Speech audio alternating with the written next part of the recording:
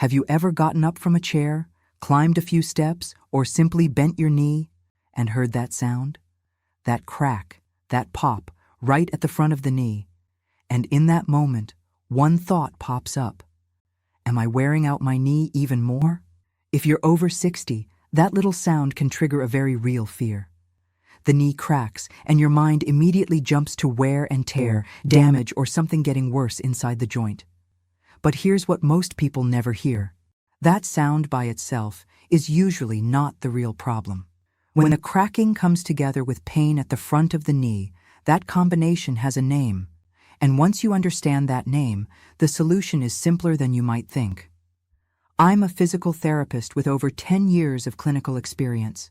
And in this video, I'm going to show you what science has already proven can help solve this problem.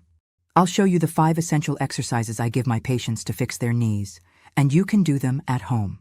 Number 1 is the most important one, and also the one people do the least. Stick with me until the end, because there's also a common mistake that may be silently making this worse. And there's a good chance you made it today. So let's start with that fear.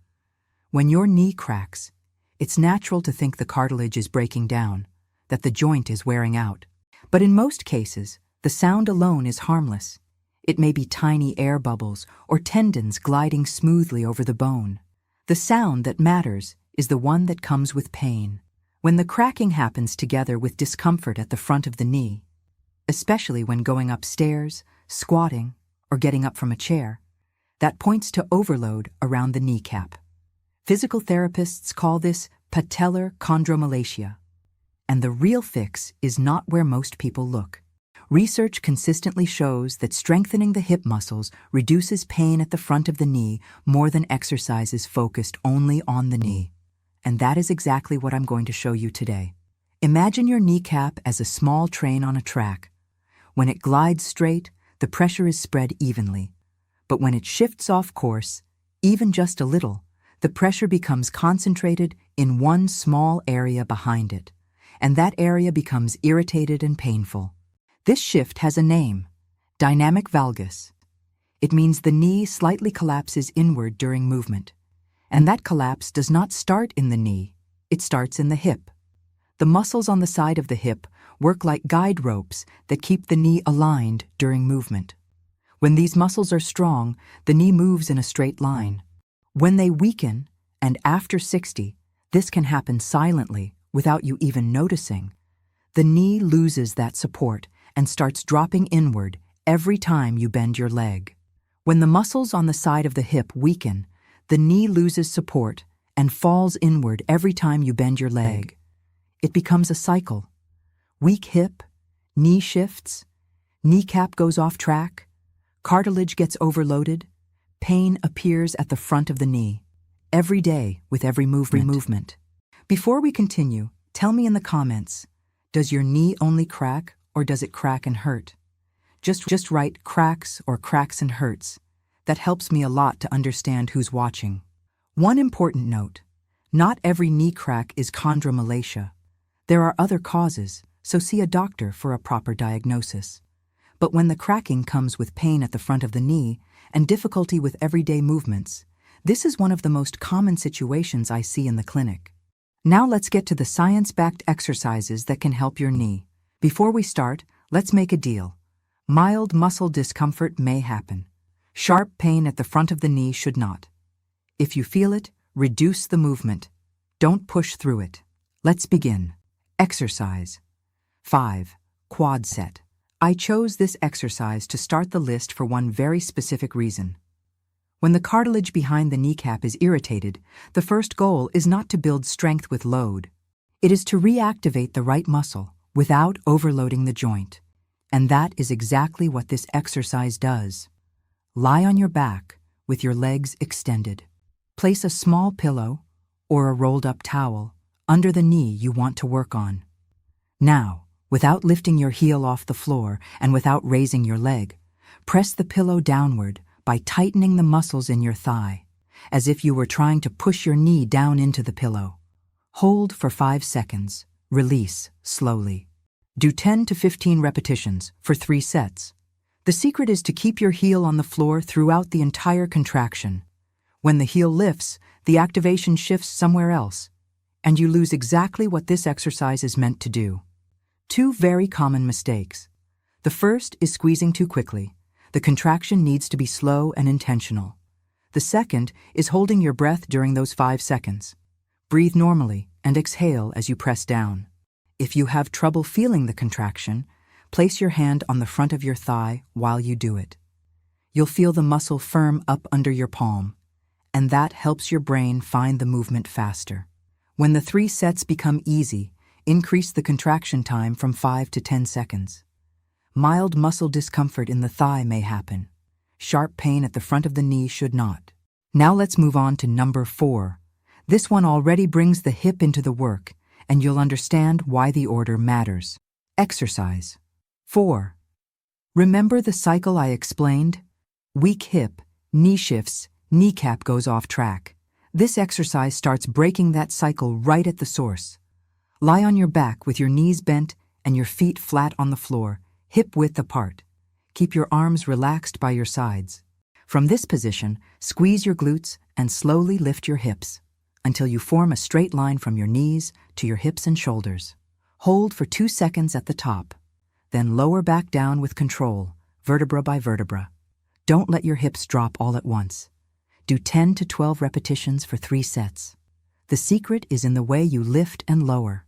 Most people lift well but come down too fast. And it's precisely during the controlled lowering phase that the muscle works the most. Don't waste that part of the movement.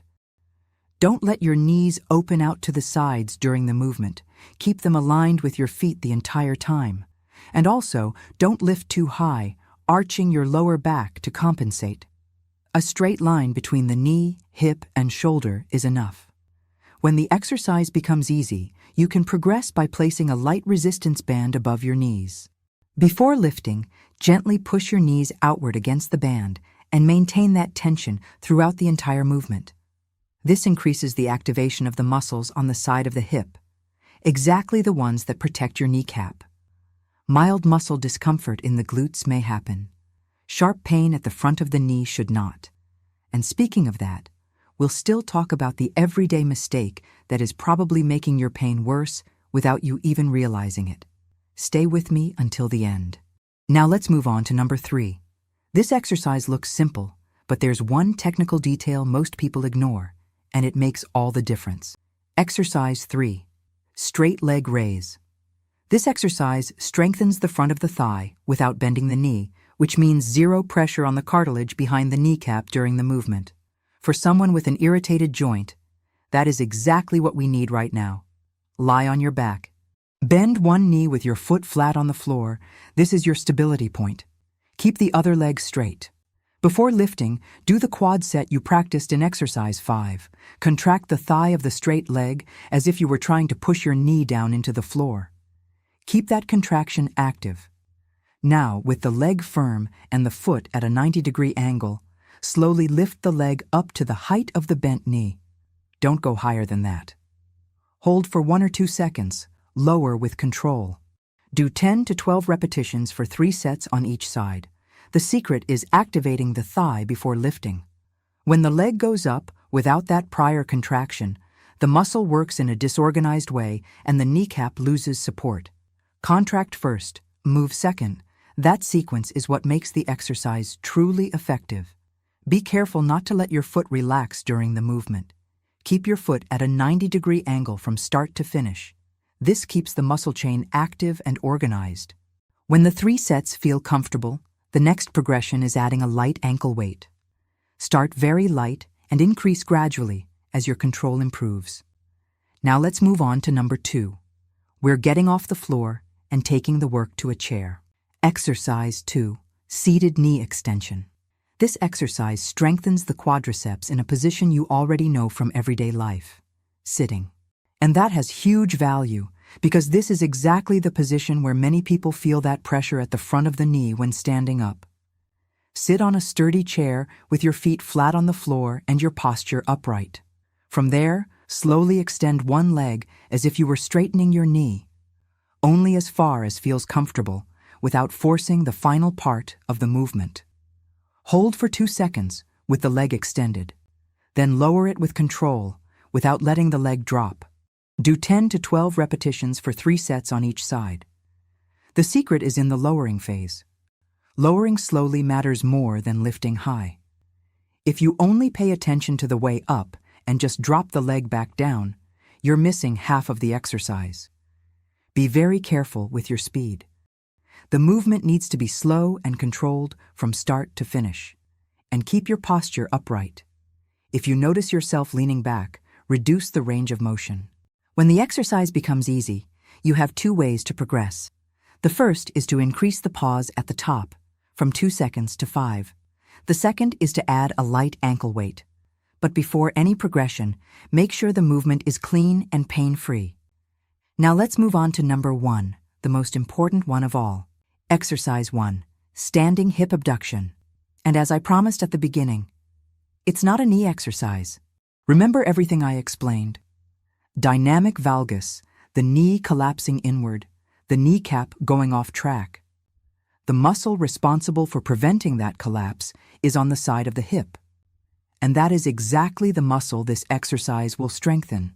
When this muscle is strong, the knee moves in a straight line, the kneecap glides through the center of the track, and the pressure behind it finally decreases. Stand behind a sturdy chair and hold on to the backrest for balance. Keep your posture upright and your eyes looking forward. Keep one leg slightly bent, that's your base. With the other leg straight, slowly lift it out to the side, away from your body. Keep your toes pointing forward, not upward. The movement is small. You don't need to lift high. Hold for 2 seconds at the top, then lower slowly, with control. Do 10 to 12 repetitions, rest, and repeat on the other side. 3 sets on each side. The secret is not leaning your body to the side as you lift the leg. Your torso stays still and upright, only the leg moves. When the body leans, that's the torso compensating for a weak hip. A small, clean movement is worth much more than a big, crooked one. 2 very common mistakes. The first is turning the foot upward during the lift. This changes the angle of the movement and takes the focus away from the right muscle. The second is doing the movement too quickly. Each repetition needs to be slow and intentional, feeling the work on the side of the hip. When this exercise becomes comfortable, you have 2 progressions. The first is holding for 5 seconds at the top instead of 2. That extra time builds real strength. The second is placing a light resistance band above the knees and doing the same movement against resistance. This progression significantly increases activation of the gluteus medius, the bodyguard muscle of your knee. Mild muscle discomfort on the side of the hip may happen. Sharp pain at the front of the knee should not. Now you have the 5 exercises, and together they form a sequence that works from the most isolated muscle activation to the most functional movement. From the quad set to the standing hip abduction, each one prepares you for the next. This order is not random. Now let's talk about the mistakes that make your pain worse. I promised this bonus at the beginning, and here it is. There is one habit that most people with pain at the front of the knee do every single day, several times a day, without realizing they are feeding the exact problem they want to solve. It's not a wrong exercise. It's not physical effort. It's something that happens while you're simply sitting, crossing your legs. It seems harmless. It's comfortable. Many people don't even realize they're doing it. But when you cross your legs, the top knee moves inward. Exactly the dynamic valgus I explained, now happening passively, without movement, for long periods of time. The kneecap moves away from the center of the track, and the pressure concentrates on that same irritated area. 10 minutes like this won't change much, but 1 hour, 2 hours, every day, it adds up, and the knee silently accumulates that overload. And there's a second habit that works the same way, sitting for too long with the knee fully bent. When you spend hours in a chair without moving your leg, the cartilage behind the kneecap stays compressed in the same position without the benefit of movement, which helps nourish it. The stiffness you feel when standing up after sitting for a long time is not just lack of movement. It's your knee warning you that it was overloaded for too long. The adjustment is simple. Try to keep your feet flat on the floor while sitting, with your knees aligned with your hips, and every 45 minutes to an hour, stand up, walk a few steps, and move your knee. It doesn't have to be much, just enough for the joint to lubricate itself and for the pressure to redistribute. Small daily adjustments, done consistently, complement everything you just learned in the exercises.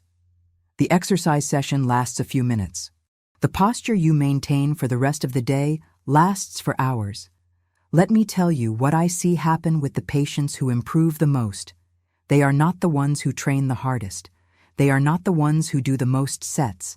They are the ones who show up again on Tuesday, and on Thursday, and the following week. No drama, no rush. They just show up. With patellar chondromalacia, cartilage does not respond to intensity. It responds to consistency. 3 times a week, on alternating days, is enough. Your knee needs the rest day just as much as it needs the exercise day. In the first week, forget about progress. Just learn how each movement feels in your body.